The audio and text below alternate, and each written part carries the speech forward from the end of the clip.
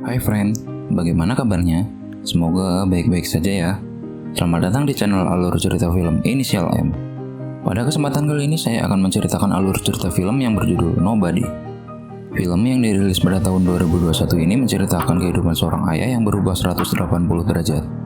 Tadinya, Hutch menjalani hidup layaknya seorang ayah pada umumnya.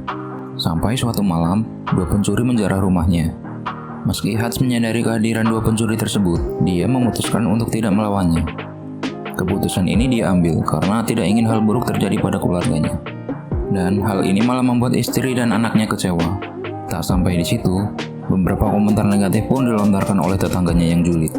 Hal ini membuat Hutch diklaim menjadi seorang pengecut. Sampai suatu momen, ada yang memicu sifat asli dari masa lalunya muncul kembali. Sejak saat itulah kehidupan Hutch berubah. Ia bukanlah Hutch yang selama ini dikenal oleh keluarganya. Siapakah sebenarnya sosok Hutch ini? Nggak usah kelamaan, langsung aja colok headsetnya, atur posisi duduk, dan jauhi kerumunan. Kita masuk ke alur cerita film, Nobody. Gas.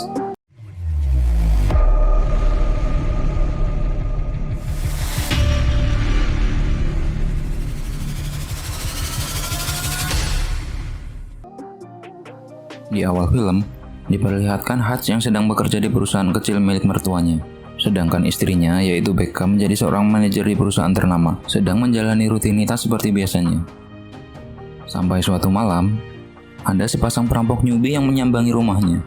Hutch mencoba melawan dengan menggunakan tongkat golf. Tapi karena si perampok menggunakan pistol, ia pun mengurungkan niatnya. Dan membiarkan perampok mengambil barang apa saja yang mereka mau. Dia juga sempat melihat tato di pergelangan tangan si perampok itu. Black yang terbangun langsung berinisiatif mengajar perampok pria tersebut. Sedangkan Hutch yang berdiri tepat di belakang perampok wanita bisa saja langsung menghajarnya dengan mudah. Namun ia tidak melakukannya, malah menyuruh anaknya melepaskan perampok itu. Akibatnya, Black mendapatkan sedikit salam olahraga dari perampok itu sesaat sebelum kabur. Istri dan anaknya pun kecewa setelah Hutch membiarkan perampok tersebut cabut dari rumahnya. Tak lama kemudian, polisi pun datang. Di sini polisi membenarkan keputusan yang diambil Hutch untuk menghindari hal yang tidak diinginkan terjadi. Tetapi ada salah satu polisi yang terlihat seperti meremehkannya. Karena di sini Hutch tidak melakukan apa-apa ketika keluarganya dalam keadaan terancam. Karena kejadian di malam itu, Hutch semakin disepelekan oleh keluarganya sendiri.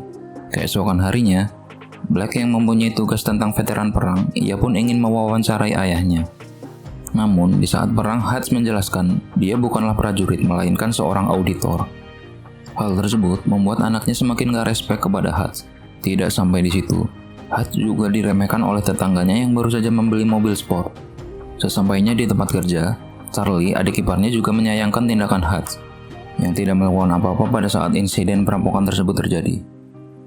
Lalu, ia pun berinisiatif memberikan Hutch pistol untuk berjaga-jaga.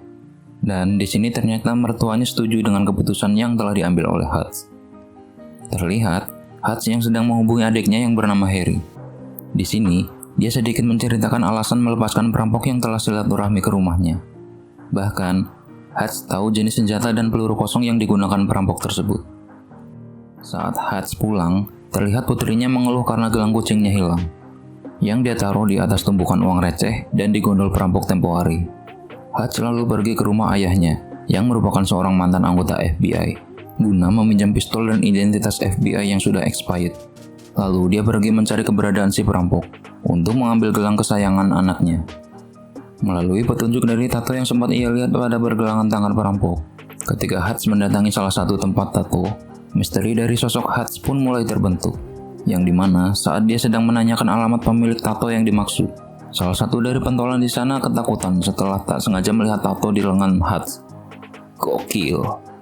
Setelah memberikan alamat yang Hutch cari, dia juga mengatakan terima kasih kepada Hutch atas jasanya. Tak lama kemudian, Hutch tiba di rumah yang dia cari dan langsung mengoplok perampok pria tersebut. Setelah Hutch mengatakan tujuan dia datang, perampok itu mengatakan kalau dia tidak tahu tentang gelang kucing yang Hutch maksud. Karena mendengar suara bayi yang menangis, lalu dia melihat bayi tersebut yang ternyata sedang sakit. Ternyata pasangan perampok tersebut merampok demi biaya pengobatan bayinya. Lalu, Hutch keluar dari rumah itu dengan perasaan campur aduk dan melampiaskan kekesalannya kepada tembok. Saat perjalanan pulang, Tiba-tiba datang sekelompok berandalan masuk ke dalam bis yang dia naiki. Lalu mereka mencoba melecehkan seorang penumpang wanita di sana. Nah, di momen inilah akhirnya Hutch bisa melampiaskan kekesalannya. Awalnya mereka semua meremehkan Hutch, sampai akhirnya satu persatu berandalan tersebut babak belur dikoplok habis oleh Hutch. Sesampainya di rumah, Becca heran melihat kondisi suaminya yang lebam kemudian merawatnya. Sementara di tempat lain, terlihat bos mafia yang bernama Julian mendapatkan kabar kalau adiknya sedang dirawat di rumah sakit. Ternyata salah satu dari berandalan yang dihajar oleh Hutch adalah adik dari bos mafia tersebut. Melihat kondisi adiknya yang bonyok, ia pun sangat emosi dan berniat membunuh Hutch. Terlihat Hutch yang mendapatkan telepon dari adiknya. Dia memberitahu kalau Hutch kali ini sedang dalam bahaya karena bos mafia sedang mencarinya. Kemudian, Hutch menemui Banyon yang merupakan salah seorang kenalan ayahnya. Di sini, Banyon memberitahu tentang siapa sebenarnya Julian, yang merupakan salah satu dari anggota organisasi mafia ternama di Rusia. Dia dipercaya untuk mengawasi uang ratusan juta dolar hasil dari mafia tersebut. Di saat yang bersamaan, Julian berhasil mendapatkan lokasi kediaman ayah Hutch. Lalu dia memerintahkan anggotanya untuk menangkap ayah Hutch itu. Karena tahu akan ada orang suruhan Julian yang datang, sekitar Ba'da Isya, Hutch menyembunyikan anak dan istrinya ke ruangan rahasia, sesaat sebelum rumahnya diserang oleh anggota Julian, dan menyuruh istrinya untuk tidak menelpon polisi. Awalnya, Hutch berhasil mengoplok sebagian orang suruhan Julian. Namun pada akhirnya Hutch berhasil dilumpuhkan dan dibawa dengan mobil. Saat di perjalanan, Hutch yang tersadar kemudian menemukan alat pemadam di dalam bagasi, lalu menyemprotkan gas tersebut ke dalam mobil yang membawanya. Hingga mobil tersebut mengalami kecelakaan dan terbalik. Di sini, Hutch yang selamat terlihat bergegas pulang ke rumahnya. Tak lupa, dia juga memberitahu kepada ayahnya agar berhati-hati dengan kemungkinan serangan orang-orang suruhan Julian. Sesampainya di rumah, Hutch mengeluarkan istri dan anaknya dari ruangan rahasia tadi. Becca dan Black sontak kebingungan dengan apa yang sebenarnya terjadi. Lalu, Hutch menyuruh istri dan anaknya untuk bersembunyi di suatu tempat yang aman. Lalu terlihat Hutch yang sedang mendongeng tentang masa lalunya kepada orang-orang suruhan Julian yang tengah sekarat, bahwa dulunya dia bekerja dengan badan intelijen sebagai pembunuh bayaran, spesialis membunuh mafia yang kebal hukum. Karena kasihan, pernah suatu hari dia membiarkan targetnya tetap hidup, hingga akhirnya melihatnya hidup bahagia bersama istri dan anaknya.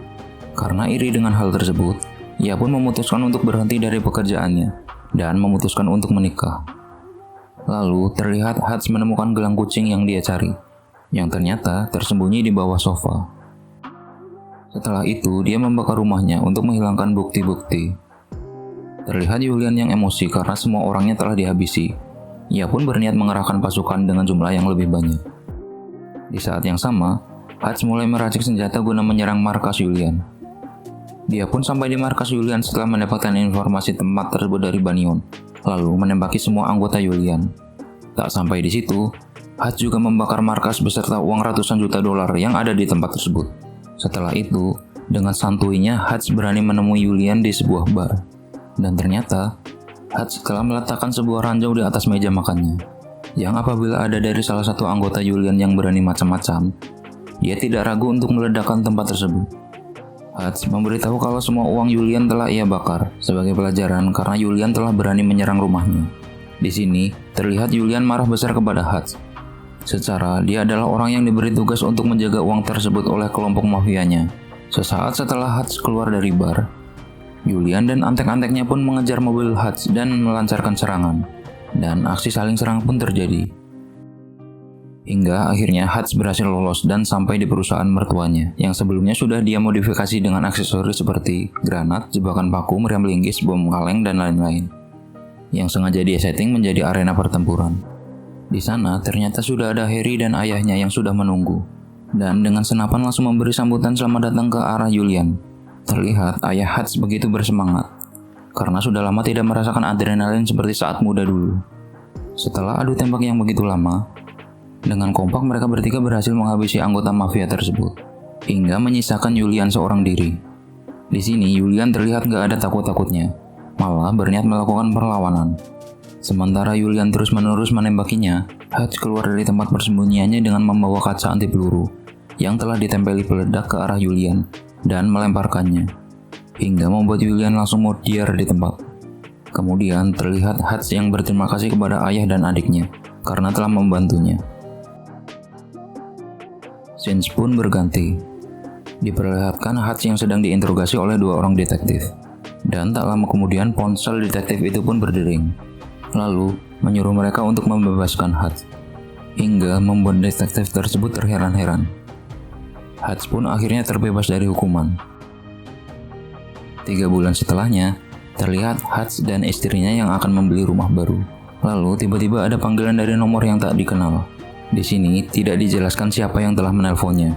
Mungkin ini adalah clue kalau bakalan ada kelanjutan filmnya.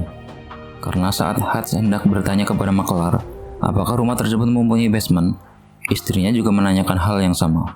Hal ini mengonfirmasi kalau Becca telah tahu semua masa lalu Hutch, dan orang yang telah menelpon Hutch barusan sedang membutuhkan jasanya.